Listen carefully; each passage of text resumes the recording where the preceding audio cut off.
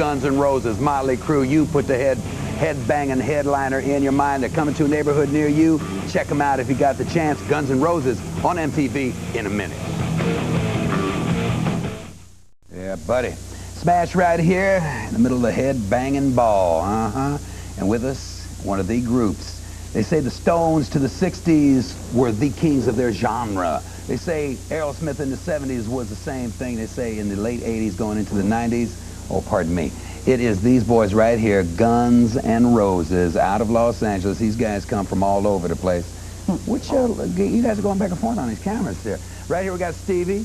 We got Duff right over here. We got my man Slash right over here. Izzy next to him. And W, Axl Rose, a period after W, if you would, please. Now, here's what the story is, fellas. They say you guys are cocky. They say you're insolent. They say, honestly speaking, you guys are a bunch of wackos. Wackos. Now, how you guys feel about that? That's the image you guys have got as far as the critics are concerned. We just don't take any garbage off anybody, that's all. Simple. And a lot of people think that's problems. Oh, really?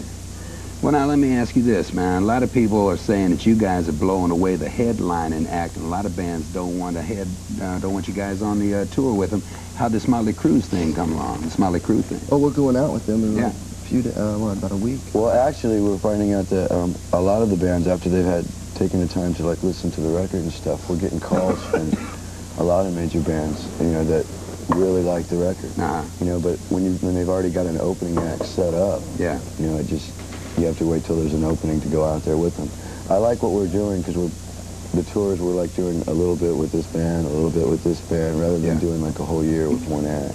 Well, I read somewhere where you guys have a situation where you don't necessarily like certain acts. Let me throw out some names. Aerosmith, how you guys feel about that? No, it's not. I mean, it's not even getting to that point. I mean, it's like the question you ask about, you know, like the bands, and how do they feel? It's like with Crue, you know, they probably don't care. I mean, they just want to have a good time. We did with the Cult. That was a great one too, you know. As far as the other bands, we don't even pay attention to what's going on with them. Aerosmith's a great band. We've been trying to work out something with them for a while. It's just always conflicting schedules. Welcome to the Jungle is the first release off of this new album. We're going to take a look at this clip. What kind of jungle are we talking about here, fellas? Talking about the concrete, the streets, the city, and basically what being exposed to like news and everything else of the city, what it can do to you and how it can affect you. Do you guys have a little problem getting this thing on TV? Yeah, I think Seems to have taken a little while, Now that you mention that. Yeah, and there's a few changes been made to this video. We bought actual news footage that had been shown on television from NBC and CBS and ABC, but we had to cut a lot of that out. Well, let's see what the end result is. Guns N' Roses right here on MTV. Gentlemen, together on the count of 4, let's rock. 1, 2, 3, 4. Let's rock.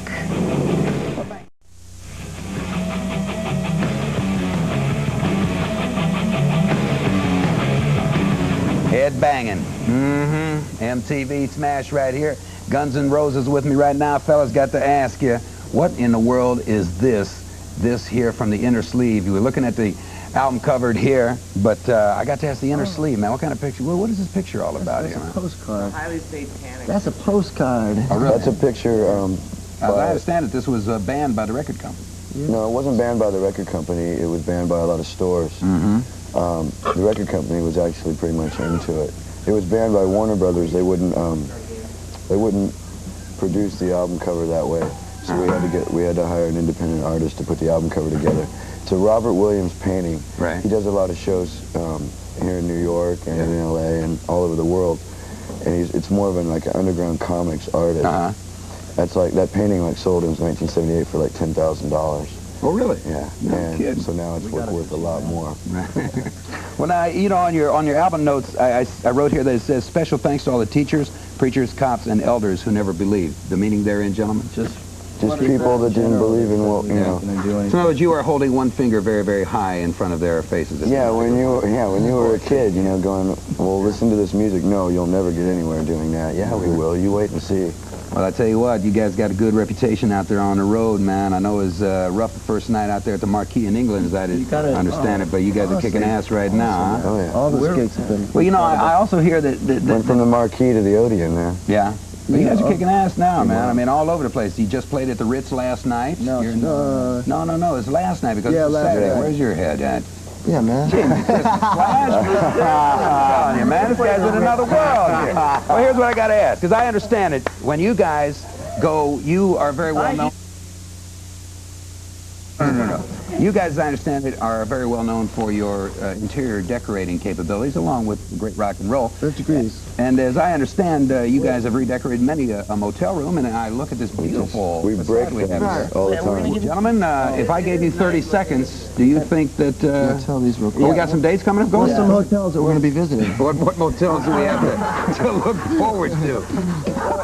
It's our motel tour, see? Yes. Anyhow, we're playing October 23rd at the Ritz. Tomorrow night. Okay. 25th. The 25th at Poughkeepsie. October 20th. Oh, I see. I get it. Okay. October 26th in Providence. All right. October 27th in Boston. And October 29th in Lemoore in Brooklyn. Well, fellas, with this Tell that girl Appetite for Destruction.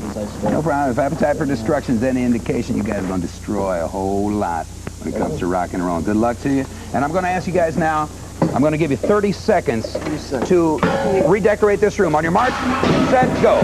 Ladies and gentlemen, what we have before us here is redecoration unlike any I've ever seen. Oh my God, ladies and gentlemen, you know, it's starting to look a little more like home.